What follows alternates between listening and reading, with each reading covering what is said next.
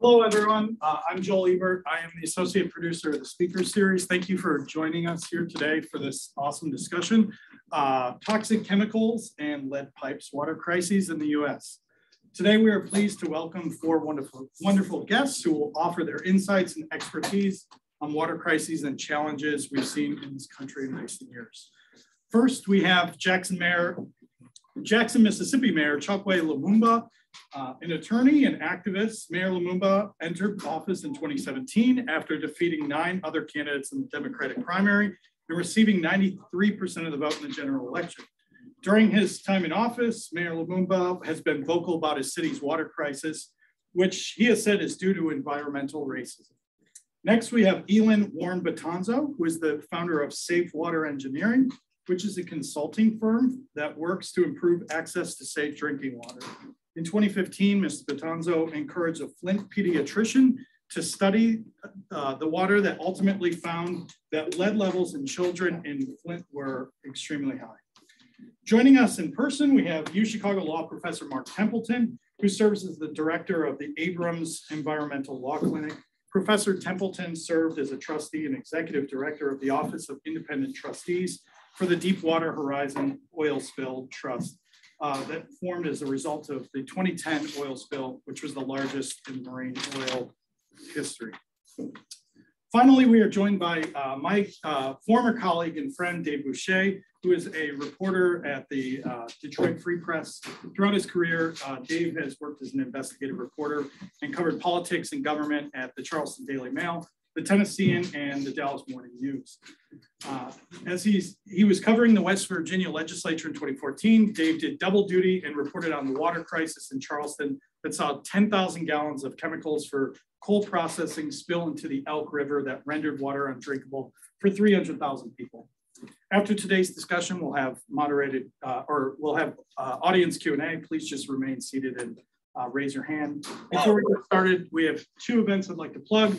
One is coming up on Tuesday. We have an event with former Shreveport Mayor and IOP Pritzker Fellow Adrian Perkins, Nashville City Council member Zulfat Swara, and Orland Park Mayor Keith Bacow, where they'll discuss what happens when legislatures oppress or interact with cities for partisan reasons.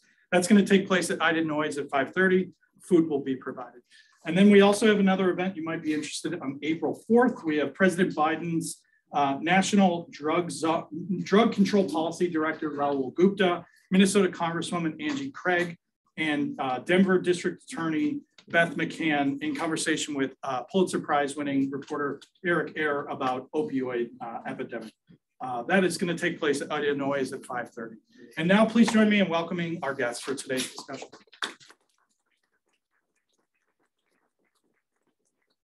Great. Thanks so much again for being here. Thank you, Joel, for that kind introduction. I wanted to jump right into this, and I was hoping to start with Elin. I think that, we've all heard of lead in water. We might have heard this phrase called forever chemicals, but we don't quite know maybe what it means or why it's bad. That might seem self-evident, but it's probably good to start there. So Elin, can you just walk us really quickly through why lead in water would be bad and why forever chemicals could be bad for us to consume? Yeah, so lead is a potent irreversible neurotoxin with no safe level of exposure. It has no useful purpose in the human body. So we want to minimize the amount of lead that gets into the body. Unfortunately, we have a history of lead contamination, both from lead in gasoline, we've had lead in paint, and we have lead in our plumbing materials. So we have many opportunities for lead exposure, and once lead has gotten in the body,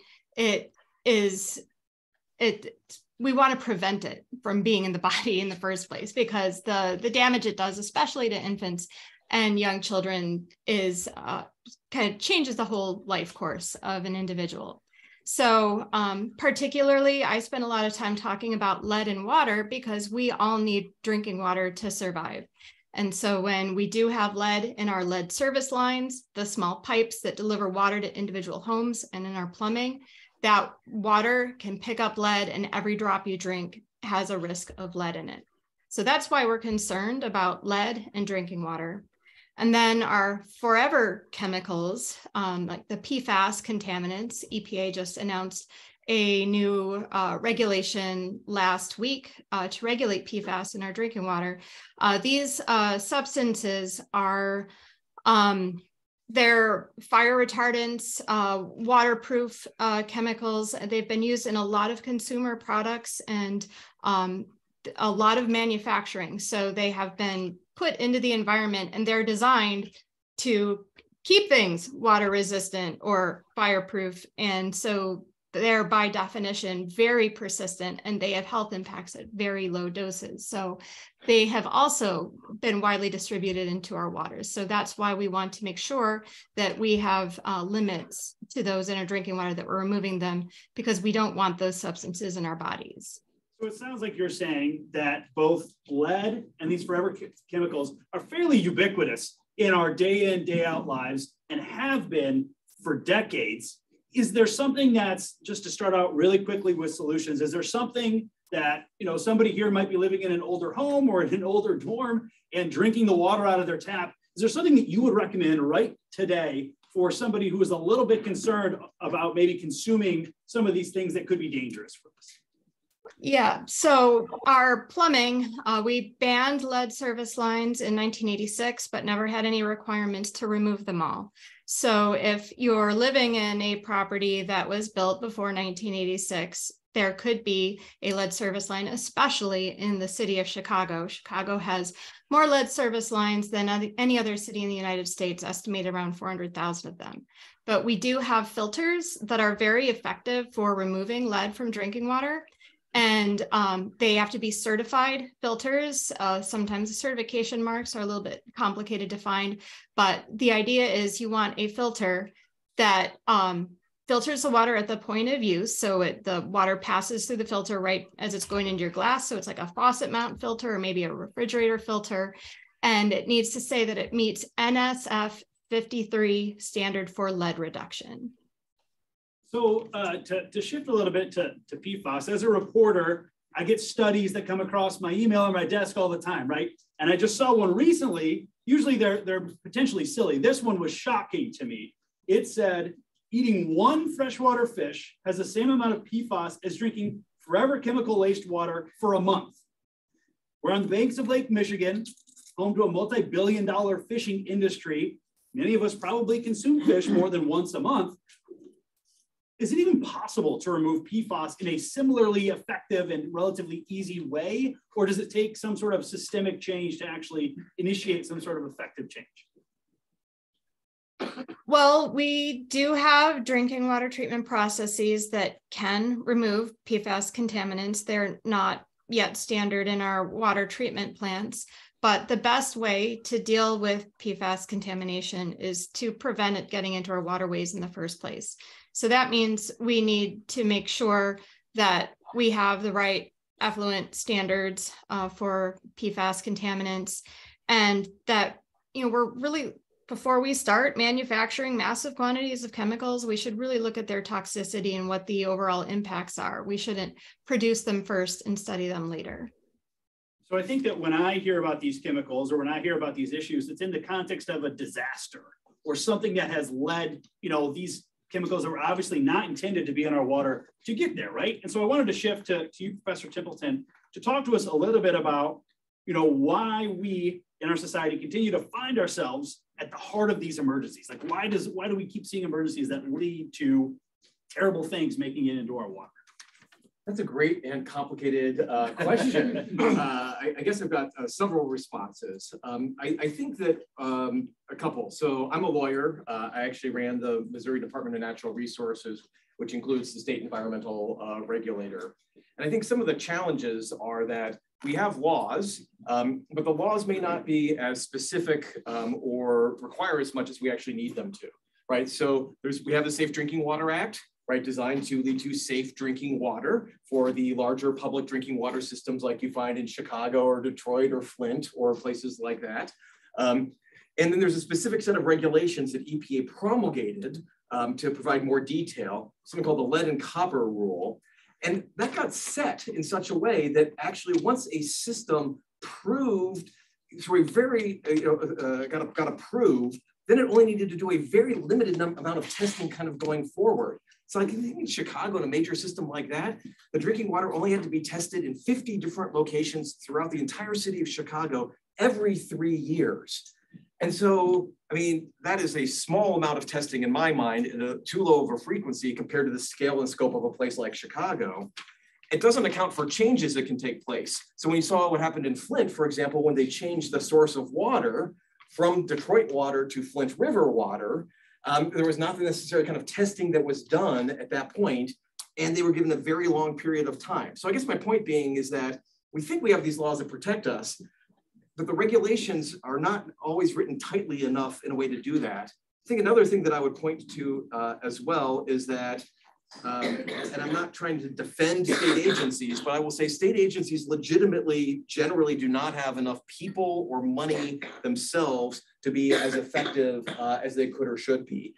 They are often, trying to stick their fingers in the dike, running from one crisis to the next, often very good people. They're trying to do that. And in Illinois, for example, we did a report and we saw that in the past 20 years, the size of the environmental agency, the Illinois Environmental Agency, they basically, their personnel has gone down by half and their funding's gone down by roughly that amount. You get what you pay for, right? And this is the kind of thing where we end up with these crises because we're not making the kinds of investments in either having stronger laws and regulations or in having enough personnel to do this work. Sure. I think that's something that I come across all the time in my line of work is I hear well-intentioned experts, either typically at the state level, talking about the complications that they're facing, and they're talking about the minutia, and they're talking about like the levels to which some of these regulations work or don't. Then you talk to residents, and none of that matters. They just want to know whether or not their water is safe. I remember watching a congressional hearing that happened in Charleston after the spill, and several residents asked the lead state regulator whether or not the water was safe, and she wouldn't answer. Like she couldn't say yes or no, because it was apparently a complicated issue that to a resident who needs to drink that water found astonishing, right? So can you speak to, the feedback I got from that was that these regulators can't talk to real people and they're not taking this seriously. Like how well do you think that regulators at a local, state, and national level are actually addressing this serious issue? So first of all, I think it's hard to answer, all regulators, sure. Right? You've got people who have worked for the agency for a long time who feel like very constrained. I think actually working in an agency can be quite difficult because you're getting pushed by residents and activists and industry and legislators. And so it can be very complicated. I think that there's a big kind of disconnect in a certain way because people want to know a binary answer. Is it safe or is it not? And I'll defer to our scientific expert here. Is it safe or is it not safe, right? We live in a world of risk, right? And so if it causes 1 in a million excess cancer deaths, is that safe or not safe? 1 in 100,000, 1 in 10,000. There's kind of generally the notion like, well, if it's less than a 1 in a million risk, that it's safe. And if it's more than 1 in 10,000, then it is unsafe. But I hope but there's a range here. I just also want to add that we do a lot of work with environmental justice communities. I think it's really important also to think about cumulative burden and cumulative impacts. So even if something is quote unquote safe in the context of this particular chemical for this particular amount of exposure, you have to look at other exposures, other environmental and other social stressors on these communities as well. So I guess I'm actually just not giving you a straight answer either, but I'm trying to help explain. No, yes, I see that you're relying on your training from when you were in Chicago. So I do appreciate that. And I do want to, eventually when I speak with Mr. Mayor, I want to get into some of those additional implications of not having a safe water system. But really quickly, you've alluded to this idea of this is a complicated job, right? And this is a nuanced issue. And Elin also talked about this idea that obviously these chemicals, not in the case of pipes, but the chemicals were created for a reason, right? They are created in theory to make our lives easier. We're using products that rely on these chemicals all the time. And so from your time in both the public and private sectors, can you briefly explain these competing interests between effectively regulating companies that create, important but very dangerous chemicals versus the environmental harm that comes from spills, leaks, or other emergencies? Yeah, so I mean, I think what I would say is that, right, in the United States, generally speaking, we have a bit of a we're going to throw it against the wall and see what happens. And then we're going to deal with the ramifications of it. Some of you may have heard kind of in Europe, they have what's called the precautionary principle, which is basically, we're not going to do something until we've been shown that it is safe or relatively or safer compared to other alternatives. I think that's part of how we end up, maybe the benefit is that we get more innovation as a result of that. But we have these kind of unintended consequences that we end up spending a lot of money and to clean up over too much time and impact upon individuals and communities. So I'm not sure I answered your question exactly, but. No, I think you did. And I think, again, we talk about this idea of we obviously all need to rely on many of these chemicals. Most of us don't really have a say day in, day out of what chemicals are coming into our houses, but we trust that somebody somewhere is making sure that, they're trying to keep us safe. Yeah, no, absolutely. And I think this is, if I were to ask for one message, to you all, that I would communicate to you all coming out of this is that you need to be informed citizens placing demands upon your government. And that includes the regulators at all levels and on the state legislators in order to fund them. Because we need more testing, we need more oversight. And without that, things just kind of slip through, right? So again, in the switch from, in the context of Flint, switching from the Detroit water source to the corrosive Flint River, right? That ate away at the chemicals that were designed to protect against the lead pipes. But I think people were not paying close enough attention. And then when people were raising their voices, they were not being paid enough attention to. So again, we end up in this disaster kind of situation, as opposed to day in, day out, people putting pressure on their government and on their legislators to do more. And you can do that through public comments at the local, state, and federal level. You can ask for meetings. So those are the kinds of things I'd encourage. Yeah, and I think we were talking about this earlier. I also think that it's not a surprise to anybody that an executive from a power company or an executive from one of these companies tends to have the ear of a regulator or know more about this process than the real people on the ground who are actually affected by some of these decisions. Yeah, I think that's right. And look, we are, to be relatively fair, we don't want to pay a lot of money for our utilities. We want high quality service, high quality water, reliable power, but we don't want to pay more. And so these issues are often framed as, it'd be very expensive. That last bit of protection would be very expensive. And so again, if there aren't advocates really digging into that the discussion really never comes to the public. I think that in theory, an effective cudgel is a fine, right? There's something where, we aren't really seeing arrests, right? We're not seeing like criminal prosecutions, but in a case you know very well about, the Deepwater Horizon disaster, there was a fine that I believe was an unprecedented level of fine for BP at the time. I think it was $15 billion. I think it was a fair amount of money. But last year alone, BP posted a profit of more than $27 billion. So what's it going to take to dissuade companies when they're making these margins where, a fine is obviously a big deal, but if they're clearing massive amounts of money anyway, like, is that not a disincentive to just cut corners in the pursuit of profit? 100%. Absolutely. No, it is shocking when you actually look at what are the fines that the state agents, basically the way that most of these work out is that there's a negotiated settlement between the government, whether it's a state government that's enforcing or the federal government that's enforcing, and the company that is agreeing to the settlement, the polluter. And you would be stunned, really, at the fines that are, tens of thousands, hundreds of dollars or tens of thousands of dollars, real slap on the wrist kinds of penalties for things which are causing real damage to the environment and public health. And this is an issue which in my environmental law clinic, we are constantly pushing regulators on. We're getting involved in these cases to basically say, what you've done in the past, that's informative, but those figures are too low. So you have to totally reset your approach to these fines if you're going to lead to different kinds of behaviors. Sure. So I think we've touched on some of the depths of the dangers of some of these chemicals and also the infrastructural issues we talked about some of the regulatory problems and oversight issues. I want to shift to you now, Mr. Mayor, to talk about the real world implications of what happens when we see these failures on a broad level. It seems clear from, I'm not an expert on Mississippi politics. I'm not an expert on Jackson. Obviously you are, but it seems even clear to me that local, state, and federal leaders had for years been warning that there could be a problem with the water system in Jackson. At the very least, it needed improvements, and at worst, it could fail. So why do you think it took this most recent catastrophe to spur kind of a national dialogue? Yeah. Well, first and foremost, let me thank you all for having me and hosting this discussion, because I think when you're immersed in a challenge like this, like we are in Jackson, you're grateful that we're having elevated discussions on how do we get ourselves out of this problem. So I want to thank you there.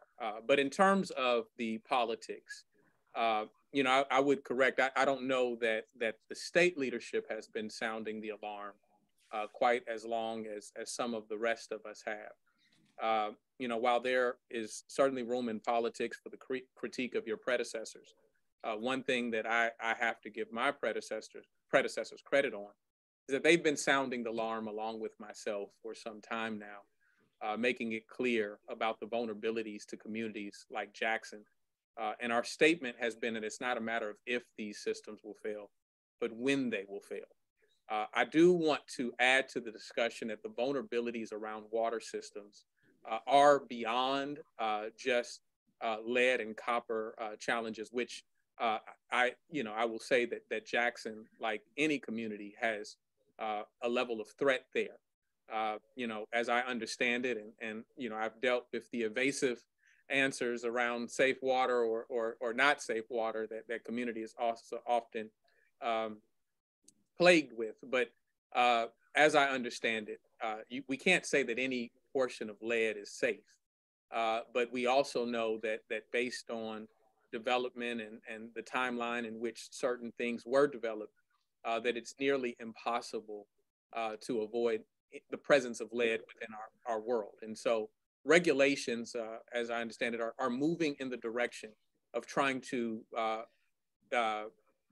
filter out or remove lead from our environment as quickly as it can. But for a city like Jackson, our most acute challenge that we've had has been one related to the distribution of water. We have a water treatment facility that is in need of many capital improvements. We have shifts in weather conditions where we have more prolonged periods of cold weather in our winter, in the wintertime. We have more annual precipitation, and we have hotter summers. All of that takes a toll on our infrastructure. In February of 2021, we experienced a winter freeze, which completely debilitated our water system. We could not get, our raw water screens froze. Therefore, we couldn't get raw water into the plant. Consequently, we couldn't get treated water out of the plant. In August of last year, we had a flood, our second 30-year flood within a 2-year period. And the flood waters brought a higher level of manganese into the water. And because of all of the challenges within our water treatment plant, one, not having proper gauges into the reservoir, the chemical reaction to that water did not respond as quickly as it needed to. What we would typically do would be drain the water out into a creek or some area that re-enters into the river. But the fact that there were flood waters in and all around us, there was no place to drain the water out of, which consequently meant that when consumption was taking place, it bottomed out all of our tanks and created a ripple effect where we were then trying to redistribute water to residents. All of this coupled with the fact that we have more than 50% loss in our distribution system. Industry standard is about 15% loss. And so this comes for decades of deferred maintenance. This comes from divestment. This comes from, quite honestly, in a city which is 83% Black, white flight and the consequences of infrastructure that was built at a time where a city had more than 200,000 residents. And now you have approximately 150 that have to maintain the infrastructure that was built when you had a larger population to draw in from. So, moving beyond the technical response of what we're dealing with and what are the real world consequences, I do want to dabble a little bit into where the conversation was prior to to my question, and that was, how are we addressing these things, not only from a state or local, state, or national level. I would purport that our metrics of success as a nation are a bit off kilter. When we talk about our economies, when we talk about the success of our nation, when we have presidential elections, we're often talking about, stock market or GDP or these metrics that are supposed to tell us whether the country is doing poorly or whether we're performing very well. First, I would say, in a place like Mississippi, this statement is somewhat, just nonpartisan in the sense that whether you loved Obama, whether you love Trump, or whether you like Biden or any of those individuals in between, when we're told that the country is doing well or poorly in Mississippi, we don't feel great booms or busts because we're always at the bottom, right? And so just as we look at the economy as a metric of success, I think we have to have a deeper evaluation. Furthermore, what I would say is that we have to look at sustainable development goals as a true measure of quality of life, as a true measure of where we're going as a nation. What are those sustainable development goals? What is the quality of our infrastructure? What is our ability to get fresh fruits and vegetables to people? In an agricultural state like Mississippi, why is a city like Jackson or even the Mississippi Delta considered food deserts where people don't have immediate access to fresh fruits and vegetables? All of these things not only lend themselves to the quality of life that people are enjoying or the lack thereof, but it gets into the public health crisis. It gets into the environmental racism that we're talking about, PFAS, and our fixation with being able to extract corporate profit, even over regulations that over the long haul we find aren't in the best interest of our public health. And so there is an interplay there between our economic interest, right, and our health issues, our health interests, and our sustainable interests. You touched on a lot there that I think is exceptionally important to get to, and I'm going to come back to some of it, but I wanted to really quickly ask you, I think that many citizens would agree that clean water and accessible water and reliable water is not a political issue. It's something that seemingly every Republican and every Democrat and everybody else could agree would be a priority, right? And at the same time, it has been, obviously, in your case and in the case of many other places, just something that has been, if it's been on the back burner at all, that would have been like a positive thing for the city. So I wanted you alluded to this earlier. Can you speak to the interplay between local politics and state politics and how that kind of led to this sustained disinvestment in your water system? Well, first of all, let me set the stage by presenting what the political climate is, not only in the state of Mississippi, but particular for the city like Jackson. So Jackson not only is a blue city in a red sea, and so that leads to a dynamic that becomes difficult. It is also an 83% Black city. But then you also have the rural versus urban challenge there. Jackson is 3 times larger than the next largest city in the state of Mississippi. Sometimes a matter of scale in terms of Jackson's needs, what an urban environment demands versus what a rural environment demands, all lend themselves to this ongoing battle that has been happening for generations now between the city of Jackson and state leadership. So much so that it leads to the type of stage where when someone is expressing political ambition to run for statewide office, they often use Jackson as a means to gain traction, and their demonstration of disdain for a city like Jackson often elevates them in terms of their political growth in the state of Mississippi. And what we're talking about, as you mentioned, aren't Democratic pipes or Republican pipes, right? We're talking about a human issue. We're talking about mothers and fathers and children and grandparents that are all impacted by the failure of our decisions or the decisions that we do make. And so that is where we find ourselves. And so, while administration after administration have been pleading for the needs that we have, you have a governor who, has now bragged about his time as state treasurer, where he was able to divert funds away from Jackson.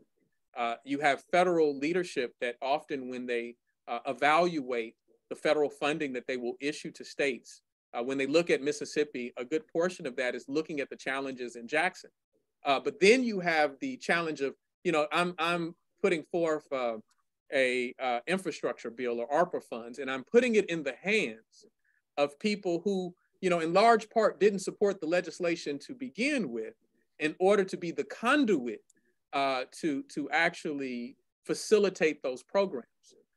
And that becomes a very difficult thing to deal with. And so I think that is why Mississippi, which is under a Title VI review of its allocation of federal funds or funding to Jackson, Mississippi, while we simultaneously see a torrent of bills that are draconian and aimed towards,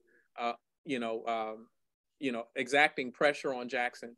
But we also saw the historic investment of the federal government, of Biden's administration, that actually skips the state and now has to go directly to Jackson because of the political environment we see. And so hopefully that speaks to your question. If you have a follow-up.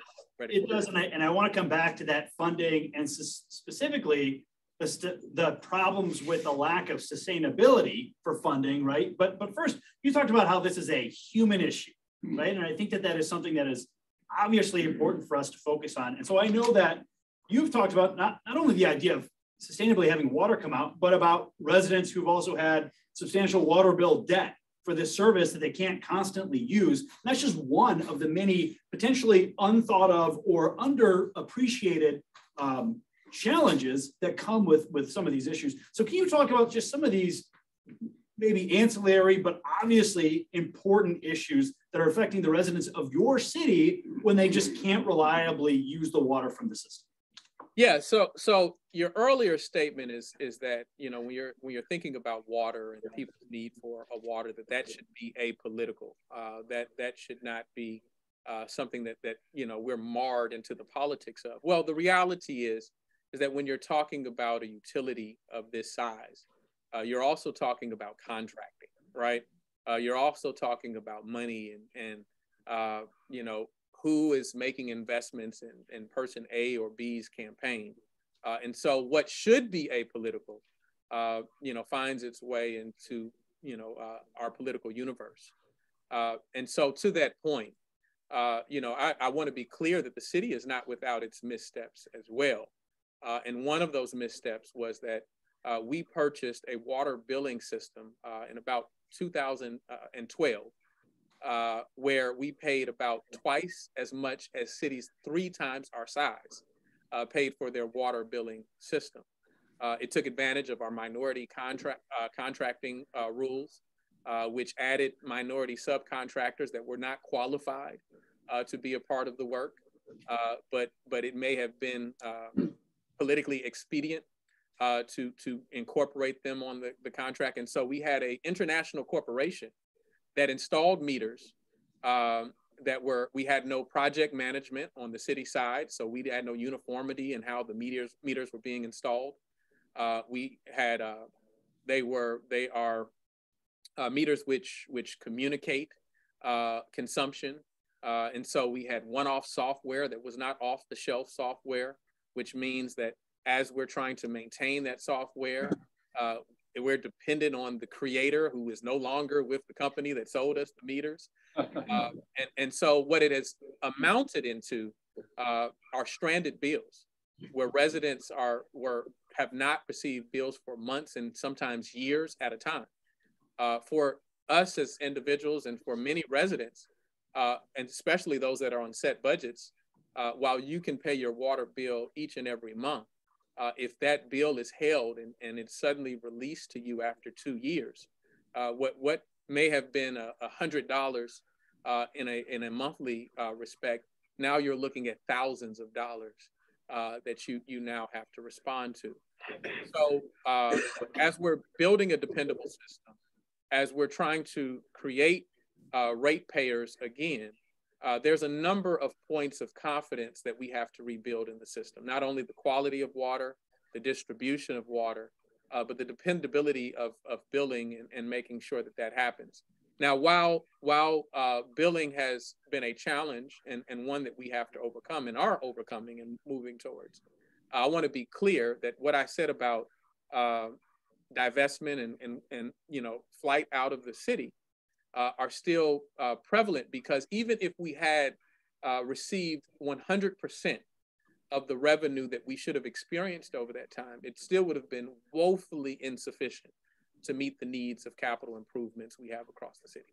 Well, and I wanted to get into that for my last question for you. And just for everybody here, we're going to transition to questions here in a minute. So start thinking of questions for our excellent experts here. But as you mentioned, there was this historic federal funding for your city and many other cities that are looking at some kind of water issue. And the figures that I found, and please correct me if I'm wrong, is that your city has secured roughly, if not more than $800 million in federal funds. But you yourself have noted that it could take potentially $2 billion to fix the water and sewage systems. So this is a historic level of investment from the federal government, and it's still less than half of what you would potentially need to actually potentially solve a problem. This is the scope of this problem. So what do you think it will truly take to restore and replace dangerous water systems across the country? Is it like a seismic political shift, or what do you think it'll be? Well, first, let me be clear to the audience that $800 million has only come in recent months. We did a number of people worked arm in arm with the city and our lobbyists and departments within the city to see to it that $600 million came at the end of the year omnibus bill from Congress. I want to be clear because I believe in giving credit where credit is due. I received a commitment from the Administrator Regan of the EPA. I received a direct commitment from President Biden and Vice President Harris that they would see to it that Jackson was not forgotten, that they recognize the interplay that we've been talking about with the city of Jackson and the state of Mississippi. And so they were very strategic that before we saw shifts in the leadership of the House, that they would make certain that historic funding would take place. So yes, it is far behind our comprehensive infrastructure needs that we have as a city, but it does recognize, it does represent a sea change from where we've been, right? We've had plans for years now, capital improvement plans and how we address these things, but we haven't had the funding to actually meet that plan. And when you talk about where we should go and what the changes should be, while I certainly believe that our earlier conversation about regulation is important and is key to making sure that we set standards of protection for our communities, that's not where it must end. And so what I challenge Administrator Regan on is that, while you're recognizing our lack of adhering to the Safe Drinking Water Act, if we don't have the resources to actually meet the need, right, then all we do is accumulate penalties that the city will never pay or never be able to pay, right? And the only way that we will be able to pay it is to exact our pound of flesh on the residents who are already beyond the affordability of paying for the utility itself, right? And so it becomes a vicious and endless cycle that takes place. And so what we're trying to do in Jackson is not only secure a safer, more dependable, reliable, equitable, affordable system for our residents, is to create a playbook, if you will. And in fact, that's what Administrator Regan has spoken of, is a playbook of how communities now contend with these challenges. Now, am I saying that, the next city that it is revealed to us the severe challenges that they may have with their water systems are going to get $800 million as well? while I would love, to say that and assure them of that, I'm far beyond a place where I can say that that is a reality, right? But what we do need to recognize is that until these investments are made, right, that we're not serious about what we're recognizing as a challenge on the regulatory side. And so we have to build mechanisms that allow for this to happen and take place. Now, Jackson's situation was one where, my good friend in Newark, New Jersey, Raz Baraka, was able to, issue bonds in order to replace many of his service lines. We were at our debt capacity because of, really chasing this problem for quite some time, not having the ability to meet that. And I would imagine that there are many other communities that simply cannot borrow their way out of this problem. And so I think that has to be a big portion of our conversation. And then also I would lastly say this: we live in a world of abundance, but we operate from a place of scarcity, right? And so sometimes I think it's a matter of prioritizing or reprioritizing where our investment should be, as opposed to what we have customarily invested in, right? And so we have to see value in our communities, whether I'm talking about city, state, or the federal government. Our budgets are moral documents which should reflect the values of our communities. And so we should value safe drinking water for our people. We should value these sustainable development goals that should be our metrics of success. And so I guess my simple answer would be to shift our prioritization of where we're putting dollars elsewhere and prioritize our communities over those things. We've covered a lot of ground. We've shifted from what these chemicals actually look like in our day-to-day lives and how they might affect us, to the regulatory systems that are in place that work to various degrees or do not, some of the challenges that are there, and obviously the real world implications of the challenges to the system and why there are going to be ongoing conversations that need to happen to actually find real solutions for the long term. I wanted to open it up to questions now. Just raise your hand and I'll call on you as you have them. Sure, right here in the front. Yeah, so you guys have talked a lot about divestment from water systems and how we can move that money back. So one really striking example that you gave was that since 2000, half of the money in Illinois' EPA has been gutted. So that money, isn't coming out of our water bills. Our water bills haven't gone down by half, obviously. So my question for you is, where is that money going and how can we get it back into water services? Sure. Professor, do you want to start? Well, so let me step back and say a couple of points. First of all, US EPA plays a really important role in general standard setting and in terms of writing these big rules like the lead and copper rule. A lot of the more detailed permitting and enforcement takes place at the state level. So again, people think it's all US EPA, but actually it's these state agencies like the Illinois Environmental Protection Agency that are really critical. These agencies can be funded in different ways. Sometimes they get money from permit fees. So literally the companies that are being regulated are paying fees in order to get their permits in a very transactional kind of way. Sometimes they're also getting money from the general revenues from the state. So your tax dollars kind of go into one big, they seem like a black hole, but some of that goes to the agency. And then there's actually important funds coming from the federal budget. So US EPA gives a couple $2 billion a year of grants in various different ways down to the states and the tribes, state and tribal assistance grants are what they are called. So you really have to dig into each, in order to understand, you've got to kind of dig into it in each state. And every state's going to have its own kind of budgetary pressures as well. I think that what you often see is that there's been less and less general revenue appropriated to these agencies. So in Illinois, it's almost exclusively permit fees, what the permittees are getting, and federal grants. So essentially, we've almost zeroed out what our general tax dollars are supporting, as there have been other pressures on these budgets, of which there are many of them, including in Illinois. We have a big pension problem that people may hear about as well. And I'm not going to kind of delve into that. This is again where I say, I think it's really important for people to support these agencies when they're asking to increase the permit fees or going to the legislature and asking for money from general revenue. So you need to support the agencies and help lobby the legislature for those purposes. Another question. Sure, thank you. To follow up, water systems are incredibly capital intensive. Yes. And some states and localities are governed by utilities boards that determine the rates that one could charge for the water.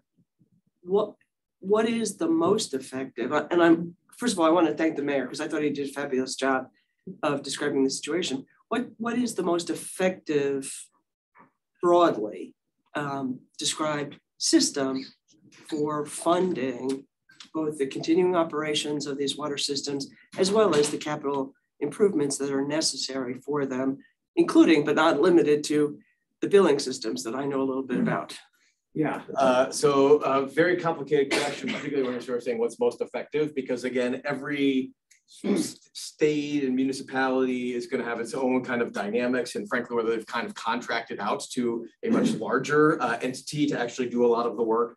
I guess a couple of things that I would say would be, yes, you're right.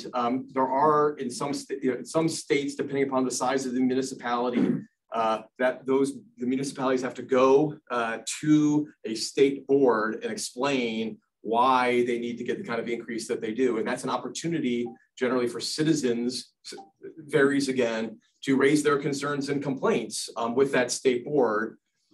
I think often those boards are rubber stamps. Sometimes those boards have, like required by law, required to have essentially people with utility experience on those boards. So that's a set of issues as well, but it is an additional avenue in many states. Touching back on something the mayor said as well, one of the more effective things I think EPA has done over time, and really it's Congress, there's something called the state revolving funds. These are funds that Congress has appropriated to the states, which the states then lend out low interest, zero interest kind of loans to the municipalities in order for them to upgrade either their wastewater systems or there's a drinking water and there's a wastewater to that. That has helped these communities by lowering their cost of borrowing, which has then, as a result, either allowed them to be able to accomplish the work quicker or to make it kind of more affordable for people over time. That said, you still have to pay back these loans. These are not grants, and they're not going to solve the big kind of problems that the mayor was talking about so eloquently. So we also need big grants coming in through regular federal appropriations or state appropriations, if you're lucky enough to swing them, or these kind of things like the American Recovery and Reinvestment Act, like under Obama, or some of these current things. So I feel like these are different. You got pushed on lots of different parts of the problem. I'm not sure there's a single most effective solution. If I could touch on that particular issue briefly, first and foremost, I would say I would agree with Mark that there is probably not a cookie cutter answer to that question or one size fits all answer. I will say that I am highly convinced that the privatization route more often than not is not the solution. What I reach out or explain to our residents that when you're in a moment of crisis, you don't want to reach for a solution that is worse than where you already find yourself. And so what we know about the private enterprise is that they're not coming to make repairs or to invest in your system because they're benevolent more often than not, right? They're trying to exact a profit, right? And so the only way that it makes sense from a corporate standpoint for them is to raise the rates or determine, where they can cut corners, right? One of the two. And so this is a question that is front and center for us. Where I have the relationship with the state that I do, I neither find that either state control or regionalization, which is a distinction without a difference here, is beneficial to me because I don't believe that they will be concerned with equity. I believe that there may be exploitation in the contracting process. And so that doesn't appear to be a solution. One thing, now that being said, while this has been a utility that has been owned by the city of Jackson, I'm not trying to be in a position of controlling it just for controlling its sake, right? What I want to ensure is that we have the things that I mentioned, that there's equity, that there's resilience, that there's, that there's affordability at front and center in these matters. And so we're talking about potentially some type of community trust or cooperative structure that interplays. While even the challenge that you often have with government structures is that politics can reveal or rear its head within the decision making. You can ultimately potentially have those same challenges if the board structure is not sound enough and does not have the proper checks and balances. But I do believe that some type of form that gives more community input and oversight is ultimately the best solution. To the mayor's point, when I covered the water crisis in West Virginia, it was a private water operator for the city. The company eventually dedicated millions of dollars in order to help pull a chemical out of the water and also just change up the entire filtration system. It was a chemical that people weren't quite sure whether filters would even work. So that was part of the process. But almost immediately, the company went to the Public Service Commission, which is this entity in West Virginia, and asked for a rate increase so that those consumers who couldn't use their water for 3 months had to actually pay for the fixes that they obviously didn't cause. Now you can imagine how well this went over. There was a public input process. It ultimately did not make a difference and the rate went up, right? So that's part of these issues that we're talking about, where of course you want to be able to pay for the fixes that you're talking about, but where's that money going to come from? And some of the motivations that the mayor spoke to. I think we have time for a couple more questions. Sure, right here in the back. Do we know what percentage of the water piping in the city of Chicago is still lead? I do not know that off the top of my head. Maybe Elin does, but I do. That figure of 100,000 that you mentioned, it resonates. So I'm not sure if right. Yeah, the city of Chicago says there are approximately 400,000 lead service lines in the city, and they were installed in Chicago all the way through 1986 when that ban came into place. So it's the city with the largest number of lead service lines in the entire United States. There was a legislative effort in Illinois to make cities change their lead pipes. Chicago was given a much longer runway over a couple of decades. 75 years, I think. Yeah. 77? 77. Okay, more than a couple. Yeah. Wow. And so, Elin, I wanted to actually follow up on that really quickly. I know that whenever I read about something happening, whether or not I live in Michigan, whether or not it happens in Michigan, it makes me think about all of the potential issues that I haven't heard about that could be affecting my personal community and, again, the water that I use for my family. Can you speak to how maybe the people here who, like me, might be a little bit concerned, again, about the water that we have, how they can figure out on like a very local, granular level, whether or not the water they are drinking might have any issues with their local water system, or what people can do to just kind of check up on what's happening on their system? Right. And that's a great question. And I want to just kind of touch on a conversation thread from earlier talking about why are all these catastrophes that we're hearing about? And I think that's because these issues are happening on a smaller scale very frequently, but it has to have a very huge impact to break through the media cycle and get in the headlines. So like, for example, with Flint, detecting high lead in the water wasn't enough. I had to work with the doctor in Flint to prove that there was lead in bodies. And when we were able to prove that lead from the water was detectable in children, that's when we actually got that response. So it's a lot easier to see the catastrophe than the everyday issues. So the place to start is a consumer confidence report that's mandated that every water system needs to issue that by July 1st of every year. So most communities put those out in the spring or early summer. They have a lot of requirements of how exactly they're supposed to report, and they're not necessarily the most consumer-friendly pieces of information, but they will report the mandatory sampling that the water system has to do, and it should identify any violations that the water system has. So they're either called a consumer confidence report or a water quality report. So that is the place to start looking for information, but then engaging with the water system and calling them up and asking questions.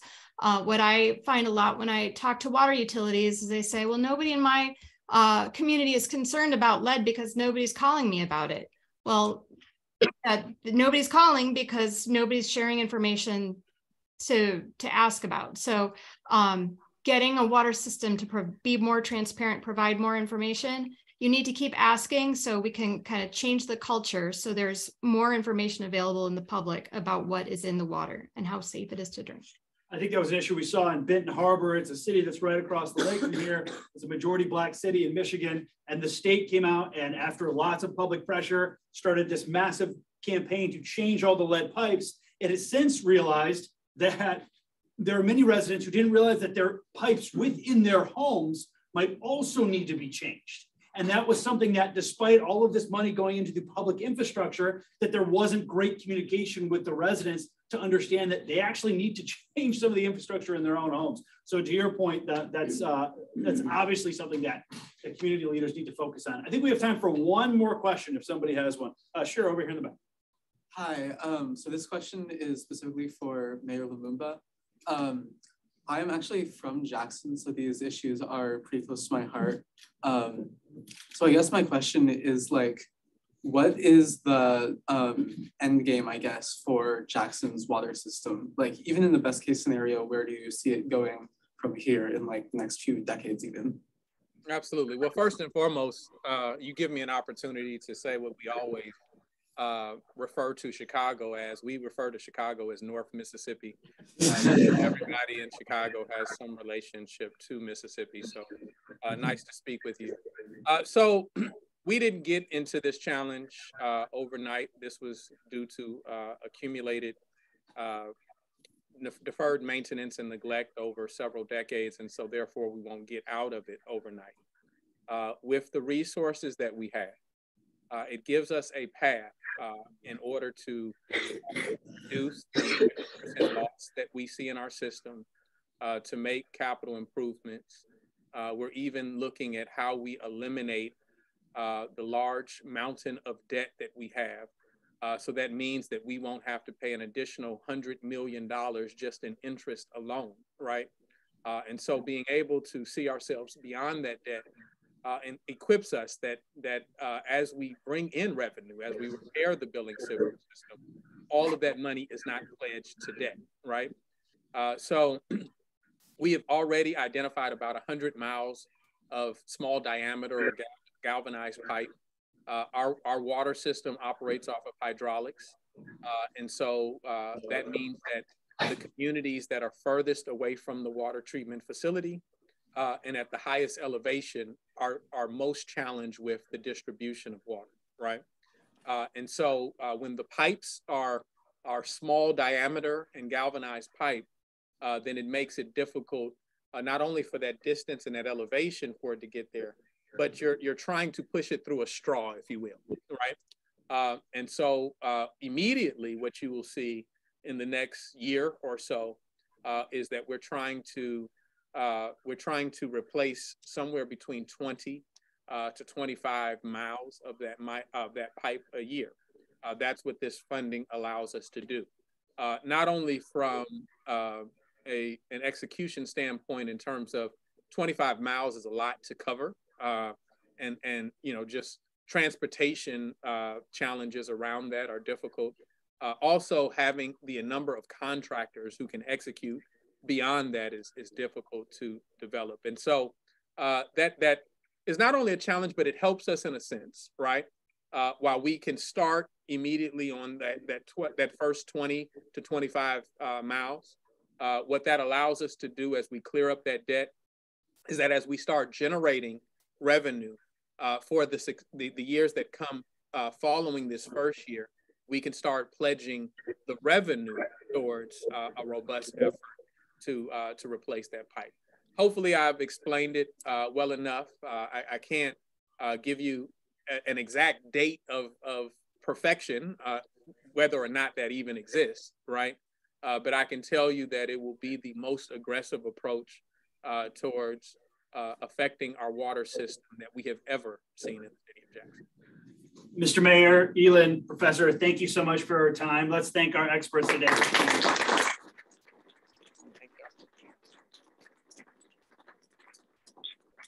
Thank you, obviously, to the